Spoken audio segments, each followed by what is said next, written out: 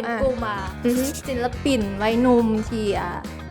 อยากผลักดันวงการศิลปะในลาวศิลปะในลาวเฮาขาดช่วงไปประมาณ10กว่าปีบ่มีคนสานต่อมาตรวจพบว่าตัวเองเป็นก้อนอยู่อยากที่จะเฮ็ดในสิ่งที่เฮาอยากเฮ็ดหั่นน่ะเพราะว่าถ้าบ่ซั้นแล้วเฮาจะรู้สึกเสียดายตามหลังแม่นบ่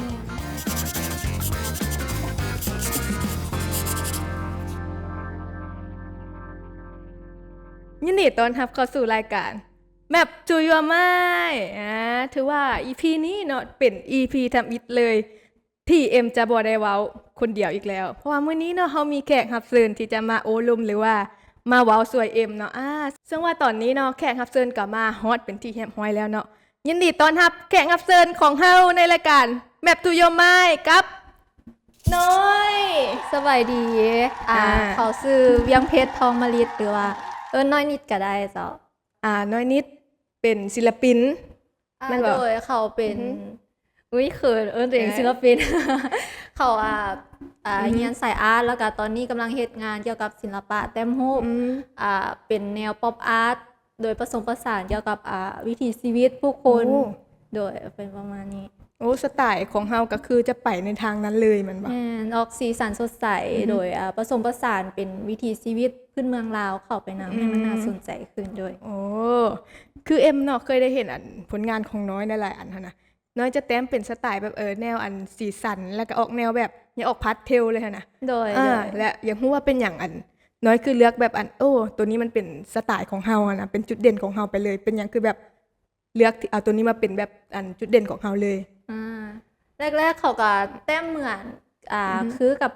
คนทั่วไปเนาะเพราะว่าพื้นฐานการเรียนศิลปะยุคเรียนเขามันสลายมันแต้มเหมือนที่โดดมาตัวนี้ก็คือมันเขาอยากเฮ็ดอีหยังที่มันสดใสเพราะว่าชีวิตมันเครียดหลายแล้วว่าแบบนี้ก็เลยออกมาเป็นแนวสดใสก็คนจะฮู้จักเขาในรูปภาพตลาดเจ้าหลวงพระบางตอนนั้นคนจะแชร์หลายคนจะฮู้จักเขาตัวนั้นเขาเห็นอยู่ก็เลยกลายมาเป็นเอกลักษณ์เขาเลยเขาก็เลยมาทางเป็นแนวเอกลักษณ์เขาเลยเนาะเป็นตัวนี้แล้วมื้อนี้ถามน้อยตื่นมานึงคือเดี๋ยวขอบอกกันเด้อเอ็มน่ะเคยฮู้จักน้อยมาก่อนหน้านี้แล้วเพราะว่าเฮาเคยเรียนนำกันเฮาเคยเส็งนำกันบ่แม่นเรียนเส็งเข้าวิจิตรศิลป์เนาะตอนนั้นแม่นจักปี5ปีนะ5 6ปีดนก็หั่นนะ6ปีแล้วแม่โอ้ my god ว่า6ปีแล้วทางนี้คือไปเส็งแล้วก็บ่เรียนเนาะเป็นคนแบบนี้แหละแต่ว่าเป็นหมู่ตอนนั้นเป็นหมู่สนิทกันแฮงตอนนั้นเพราะว่าตอนนั้นเนาะแม่นเพิ่นเรียนอีหยังก็ตอนนั้นเรียนอยู่มสเพิ่นเรียน2โบนแม่นแล้วเพิ่นแล้วก็บ่ทันมาเรียนนำก็เลยต้องได้เลือกตัวใดตัวหนึ่งแต่ว่าเฮาได้เห็นผลงานของน้อยตั้งแต่ตอนเริ่มเส็งเข้าสถาบันวิจิตรศิลป์เลยก็คือว่าผลงานถือว่าโดดเด่นหลายก็เลยเล็งน้อยไว้อยู่มื้อใดมื้อหนึ่งถ้ามีรายการต้องเชิญมาออกรายการให้ได้แล้ววันนี้น้อยเรียนจบดลแล้วจากสถาบันวิจิตรศิลป์เขาเรียน5ปี5ก็จบปีกายได้ปีประมาณปีปลายตอนช่วงปี2023นี่มันแม่เขาจบปี2023แสดงว่าจบสายไฟอาร์ตเลยมันบ่แม่สายอาร์ตโดยเฉพาะแล้ววันนี้น่ะเอ็มเคยเห็นโปรเจกต์น้อยที่กำลังเฮ็ดอยู่ตอนนี้น่ะไม่อย่างนี่เสื้อล็อตจิ๊กซอว่าจังได๋ล็อตจิ๊กซอเป็นกลุ่มศิลปินวัยหนุ่มที่อยากผลักดันวงการศิลปะในลาวเพราะว่าเป็นอย่างจึงเอิ้นว่าโลจิ๊กซอเพราะว่ามันเป็นเหมือนอีกชิ้นส่วนหนึ่งที่มาเติมเต็มศิลปะในลาวเพราะว่าศิลปะในลาวเฮาขาดช่วงไปประมาณ10กว่าปีบ่มีคนสานต่อแม่นแล้วก็มาอยู่ช่วงโควิดอีหยังแน่ก็เลยเพราะว่าจบพอดีก็เลยพวกเฮาก็เลยตั้งกลุ่มนี้ขึ้นมาเพื่อผลักดันศิลปะในลาวหวังว่าติดตามแน่เด้อต้องได้ติดตาม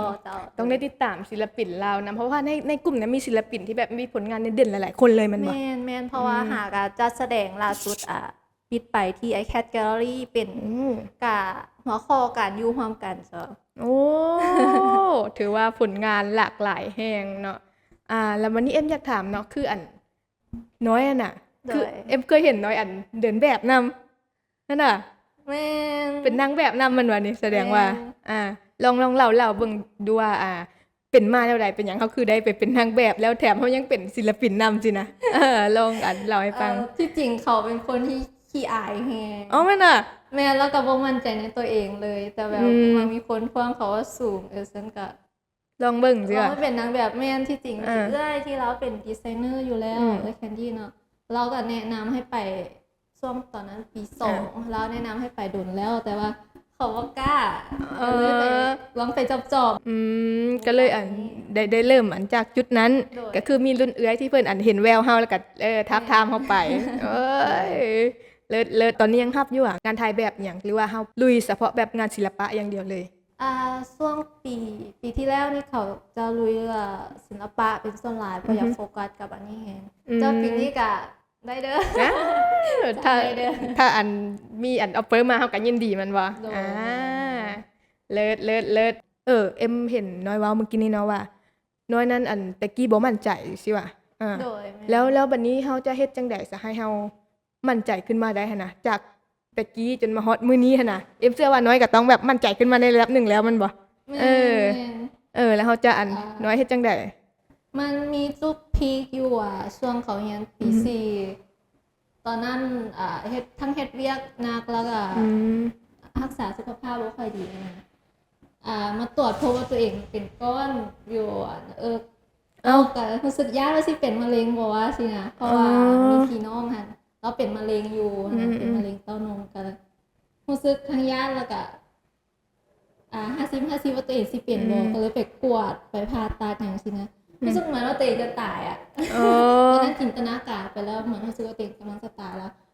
เฮายังอยากเฮ็ดหลายอย่างแต่เฮายังบ่ได้เฮ็ดเลยก็เลย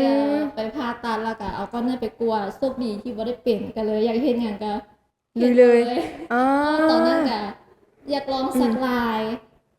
แต่ก็ยังบ่ได้เริ่มหยังแต่พอฮู้เป็นจังซี่ก็เลยอยากเฮ็ดหยังก็เฮ็ดโลด แม่นล่ะเอ็มเห็นช่วงหนึงน้อยอัพลงหั่นน่ะน้อยซักลายนำเป็นช่างซักสิว่า แม่นรู้สึกว่าได้ลองเป็นคอสตูมเป็นสักลายเป็นนางแบบจังซี่น่ะเฮ็ดหยังที่ตัวเองอยากเฮ็ดแล้วก็ลองออกไปเที่ยว โอ้ถือว่าเป็นวิธีคิดที่หลายๆคนที่กำลังมีความรู้สึกว่าเฮาบ่ฮู้ว่าจะเอาแนวใดต่อกับชีวิตเนาะก็สามารถเบิ่งน้อยได้เป็นตัวอย่างเลยก็คือคนเฮาน่ะมันมีเวลาจำกัดเนาะและยิ่งถ้าเฮาฮู้ว่าเฮามีเวลาจำกัดมันก็เลยเฮ็ดเฮาอยากที่จะเฮ็ดในสิ่งที่เฮาอยากเฮ็ดหั่นน่ะเพราะว่าถ้าบ่ซั้นแล้วเฮาจะรู้สึกเสียดายตามหลังแม่นบ่ แม่ว่าเฮาแบบเกิดมาเฮายังบ่ทันได้เฮ็ดบ่ได้มีความสุขกับสิ่งที่เฮาอยากเฮ็ดเลยแต่สุดท้ายเฮ็ดไปเราต้องแคร์อย่างหลายถึงจะบ่แม่นว่าตอนที่ไปเฮ็ดน่ะมันบ่ย้านแต่ก็เฮาก็ย้านเฮาก็ตื่นเต้นแต่เฮาอยากเฮ็ดมันน่ะลองเฮ็ดสักครั้งในชีวิตอยากให้ทุกคนลองเริ่มไปเลย โอ้ดีเลยซั่นน่ะแล้วบัดนี้เนาะน้อยมีหยังอยากฝากถึงคนที่กำลังแบบบ่ฮู้ว่าจะเอาแนวใดกับชีวิตหรือว่ายังบ่ฮู้เส้นทางของตัวเองเทื่อสินะแบบน้องๆหลายๆคนบางคนเขาก็บ่ฮู้ว่าตัวเองมักหยังแต่ว่าบางคนก็ฮู้แล้วว่าตัวเองมักศิลปะสินะแต่เขาก็บ่ฮู้ว่าจะเฮ็ดมันออกมาได้ดีบ่จะเฮ็ดแบบสร้างผลงานที่เข้าแกลเลอรีแบบน้อยได้บ่สินะน้อยมีหยังอยากฝากถึงน้องๆบ่สำหรับการที่บ่ฮู้ว่าตัวเองมักหยังหรืออยากเป็นหยังเขาก็เคยเป็นเนาะแต่เขาคิดว่าลองเฮ็ดไปบนโลดที่ตัวเองคิดว่าตัวเองจะเฮ็ดได้ลองเฮ็ดมันไปก่อนแล้วเขาจะฮู้ว่ามันเป็นจังได๋เฮาเฮ็ดมันได้บ่แล้วเฮามักมันแท้บ่นะถ้าฮู้ว่าเฮามักมันเฮาก็พยายามกับมันสุดๆนั่นแหละเพื่อเป้าหมายที่เฮาอยากจะเป็นสรุปแล้วคือเฮาต้องลองไปก่อนเนาะลองก่อนไปก่อนว่าเฮามักมันบ่เฮาเฮ็ดมันได้บ่ถ้าเฮามักมันแท้มันมีอุปสรรคหยังเข้ามาก็ค่อยๆแก้ไขปัญหามันไปโดยก็ถือว่าเป็นวิธีคิดที่ดีหลายเนาะน้องๆหลายคนก็หวังว่าจะได้ประโยชน์หลายๆอย่างเนาะจากข้อคิดในเรื่องนี้เนาะจากประสบการณ์ที่ทางน้อยได้มาเล่าให้ฟังแล้ววันนี้เอ็มอยากถามคือน้อยเฮ็ดเวียกสายอาร์ตเนาะแน่นอนว่ามันเป็นเวียกที่เฮาต้องใช้อิโมชันนอลนะความคิดหลายอย่างหลายๆอย่างเพราะเพื่อเฮาจะถ่ายทอดผลงานออกมาเป็นงานศิลปะของเฮาวันนี้เอ็มอยากรู้ว่าน้อยเคยมีความเครียดบ่แล้วเฮาจะจัดการกับความเครียดนั้นแบบใดคิดว่าทุกคนมีความเครียดอยู่แล้วเนาะบ่ว่าจะเวียกหยังนะแต่สำหรับเขาก็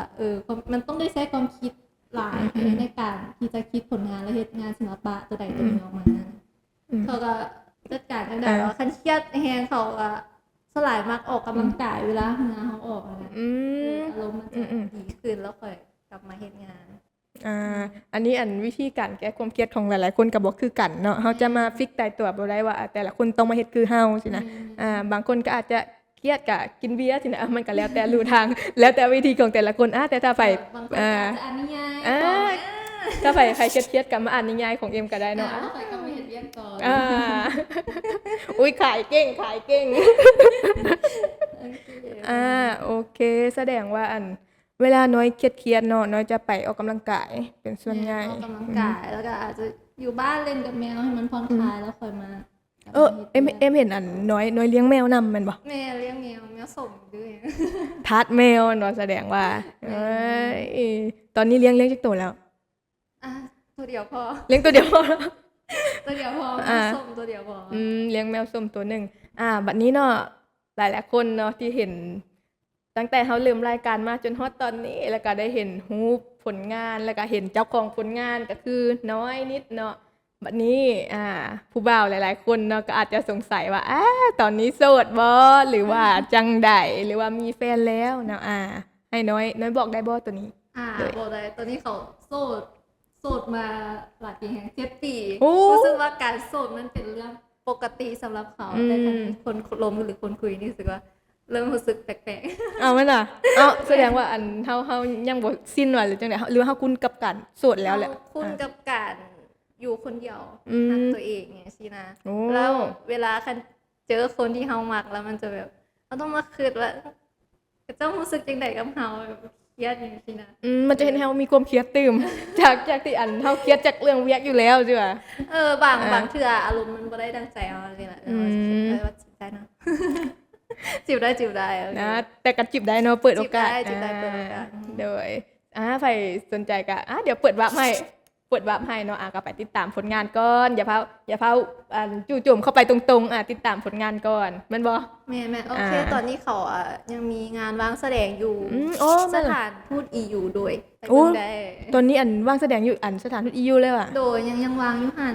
โดยกับร่วมกับ2ศิลปินอยู่แถวชั้น2ไผว่างก็สามารถไปถ่ายรูปเบิ่งแยงได้ตัวนี้มันจัดฮอตวันที่เท่าใดหน่อยตัวนี้เพิ่นที่จริงเปิดตั้งแต่ช่วงเดือน5แล้วเพิ่นก็เปิดวางแสดงไว้หั่นเลยสามารถไปแวะเบิ่งแวะชมได้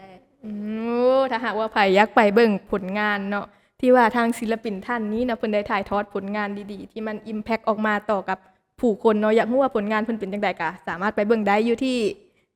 สถานทูต EU เจ้าไปติดตามเบิ่งนํกันได้ทุกคนไปเบิ่งอยากให้คนลาวหลายๆคนเนาะไปเบิ่งงานศิลปะหลายๆเพราะว่าเฮาจะได้วิธีคิดแล้วก็ได้มุมมองอีกอย่างหลายๆอย่างจากการเสพงานศิลปะมันบ่ช่วงท้ายรายการแล้วเนาะขอบใจมาทางแขกรับเชิญของเฮาเนาะที่ให้เกียรติมาออกรายการกับพวกเฮาในมื้อนี้เนาะเพราะว่าถือว่าประสบการณ์ของน้อยเนาะก็เป็นถือว่าเป็นประสบการณ์แล้วก็เป็นบทเรียนที่ดีสำหรับวัยหนุ่มลาวหลายๆคนเลยที่กำลังค้นหาตัวตนของตัวเองอยู่ก็หวังว่าเนาะจากประสบการณ์ของน้อยเนาะจะเห็นให้ทุกคนได้ผลประโยชน์และก็บทเรียนบางอย่างได้เรียนรู้อีกอย่างหลายอย่างไปขอบใจหลายๆด้วยน้อยขอบใจแล้วก็ทางรายการเฮาเนาะมีของที่ระลึกให้น้อยนำเป็นเสื้อคนมันอาร์ตเนาะก็และสำหรับเสื้อคนมันอาร์ตตัวนี้เนาะก็ต้องขอบใจทางผู้สปอนเซอร์อีก1ท่านของเฮาก็คือทางร้าน Maximum Store เนาะถ้าหากว่าไผสนใจอยากได้เสื้องามๆหรือว่าอยากสั่งผลิตเสื้องามๆแบบนี้ก็สามารถติดต่อไปทาง Maximum Store ได้เดี๋ยวจะขึ้นช่องทางติดต่อให้ในใต้คลิปนี้เลยเนาะโดยและท้ายที่สุดเนาะก็สิขาดบ่ได้เลยก็คือต้องขอบใจทางสปอนเซอร์ของพวกเฮาเนาะก็คือทาง UNDP และก็ทางที่พัฒเนาะที่เพิ่นให้อำนวยสะดวกในการถ่ายทำและก็อำนวยอุปกรณ์ในการถ่ายทำในมื้อนี้เนาะขอบใจหลายๆและในคลิปต่อไปเนาะหรือว่าใน EP ต่อไปแขกรับเชิญจะเป็นไผนั้นก็ต้องได้ท่าติดตามเบิ่งนำกันใน Map to Your Mind ไว้เจอกันนะทุกคนใน EP ต่อไปบ๊ายบาย